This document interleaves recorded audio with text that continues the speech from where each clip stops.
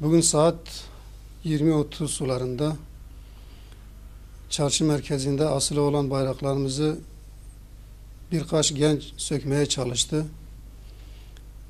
Bayrakları sökerken orada bulunan gençlerimiz onları gördü ve müdahale etmek istediler.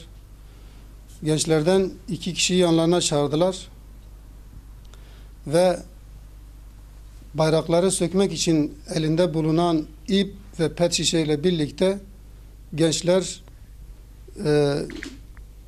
bizim partili gençlerin yanına geldi ve biz onları parti merkezine çağırdık. 2 tane gençlerden siz bunu neden yapıyorsunuz diye nedenini öğrenmek istedik. Gençler de birisi benim bununla ilgim yoktur. Ben oradan geçerken şu arkadaşım beni çağırdı, ben de onun yanına geldim dedi. Öbürü ise Hasan adlı arkadaşım bana dedi ki işte ben burada 3 şerit bayrağı indirdim. Petrolün karşısındaki 3 şerit bayrağı indirdim. Diğerlerini de sen indir diyerek benim elime bu pet şişeyle birlikte ipi verdi. Ve orada bulunan büyük yaşlarda yaklaşık 20-25 yaşlarında bir genç de benim elime bu BDP flamasını, etiketini verdi. Bu senin üzerinde bulunsun dedi ve o bayrakları indir şeklinde o da aynı şeyi bana tekrar söyledi. Ben de pet şişeyi attım. Daha bayrakları indirmeden siz geldiniz, beni yakaladınız şeklinde bir ifade verdi. Biz de gençlerin ailesine durumu bildirmek, gençlerine sahip çıkmaları için ailelerine haber verdik. Pet şişe elinde yakalanan gencin babası gelmek istemedi. Ben köydeyim şeklinde mazeret bildirerek gelmek istemedi. Biz de senin çocuğundur, senin çocuğunun durumu köyde bulunmandan daha önemlidir. Lütfen bir an önce gel dedik. Hayır ben şu anda gelemem, daha sonra gelirim dedi. Arkasından gencin bayan akrabalarından birisi aradı. İşte ben onun akrabasıyım, onu neden alıkoymuşsunuz? Lütfen bırakın dedi. Biz de meseleyi ona da izah ettik. Sizin çocuğunuzun durumu bu. Lütfen gelin konuşalım, partideyiz. Gelin siz de olaya şahit olun, durumunu görün. Gelmek istemedi. Arkasından aynı bayan bir daha aradı. Ben emniyetten arıyorum diyerek farklı şeyler söylemeye çalıştı. Telefonu kapattıktan bir müddet sonra başka biri aradı. Ben Dicle Haber Ajansı'ndan anıyorum diyerek siz bir genci alıkoymuşsunuz. Neden alıkoyduğunuzu öğrenmek istiyorum. Neticede ben bir muhabirim dedi. Biz de meseleyi ona izah ettik. Arkasından gencin baba tarafından bir yakını partiye geldi. Biz onu içeri aldık. Durumu ona izah ettik. Meseleyi söyledik. Genci ona gösterdik. Genci elindeki pet şişe ve ipten oluşan suç aletiyle birlikte ve cebindeki BDP flamasıyla birlikte yakınına gösterdik. Durumu izah ettik. Gençlerimize sahip çıkmanın gerekliliğini, bu işin burada bitmeyeceğini, bu fitnenin başlangıcı olduğunu ve memleketi sarabilecek olan bir ateşin içine girebileceğimizin tehlikesini kendisine anlattık. Gençlerimize sahip çıkalım, onları kimse kullanmasın ve doğrusu BDP yaptı da demedik. Hiçbir zaman BDP'yi suçlamadık. Biz bu arada konuşurken BDP'li bir grup parti binasına doğru yaklaştı.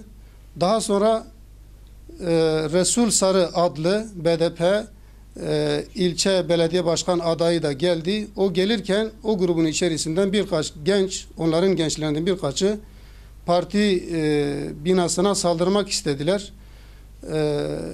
Bir gencimizi hafif yaradılar, tartakladılar. O özellikle BDP ilçe belediye başkan adayı işe müdahale etmek istedi. Biz kendisini çağırmamıza rağmen ısrarla o bizi dışarıya çağırmak istedi. Neticede içeri geldi. Meseleyi kendilerine izah ettik. Polis araya girdi. Daha sonra Bismil BDP ilçe başkanı olduğunu söyleyen Tufan adlı kişi müdahale etti. Sizin burada işiniz ne? Bayrakları indirmek isteyen bir gencin peşine niye bu kadar takılıyorsunuz? Neticede bu genç 18 yaşını bile doldurmamış, parti üyesi olabilecek yaşta bile değilken Onun arkasında BDP grubu, BDP desteği neyi gösteriyor? İzah edeyim dedi. Gençler bayrakları indirirken siz de gençleri alıkoymuşsunuz. Onların aileleri bize baskı yapıyor. Biz BDP tabanıyız. Bizim gençlerimizi bayrak indirmeye gönderiyorsunuz. Bayrakları indirilen parti de onları yakalamış. Elinde alıkoyuyorlar, elinde bulunduruyorlar. Siz sahiplenmiyorsunuz. Biz meseleyi çözmeye gelmişiz. Kendilerinin bu işin dışında olduğunu söylemeye çalıştı. Ve daha sonra emniyet güçleri, polis genci alıp emniyete götürdüler.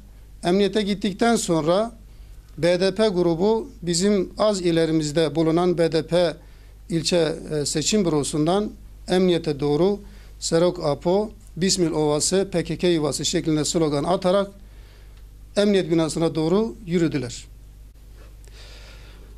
Kapı önüne gelen BDP grubunu bizim arkadaşlarımız sakinleştirmeye çalışırken kendileri arkadaşlarımıza sözlü hakarette bulundular. Arkadaşlarımız da bunu yapmayın, etmeyin. Sizin yetkililer zaten içeride. Gereken konuşuluyor. Kendilerini ifade etmeye çalışırken onların içerisinden birkaç kişi taşlarla saldırdılar. Saldırırken bizim arkadaşlar da tabii olarak kendilerini korudular, savundular. Araya başkaları girdi.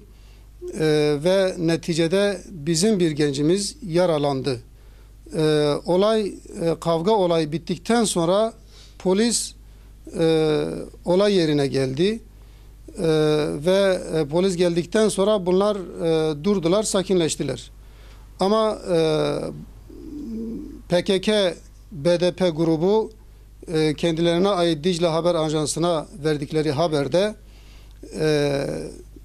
Hüdapar gençleri, Hüdapar grubu bize silahlarla saldırırken polis onları seyretti. Onların elindeki silaha müdahale bile etmedi.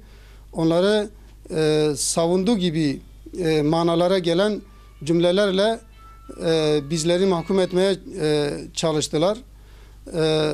Dicle Haber Ajansı tamamen taraflı haber verdi. Hiç olayı görmeden sadece kendi duygularına, kendi bildiklerine ve BDP'nin etkisinde kalarak BDP'ye taraf olacak şekilde beyanatlarda bulundu. Oysa kameralarımız o zaman açıktı. Bütün görüntüler elimizde, ispat elimizde ve bunu inşallah biz basına servis edeceğiz. Bütün ehli vicdan bu hakikati görecektir.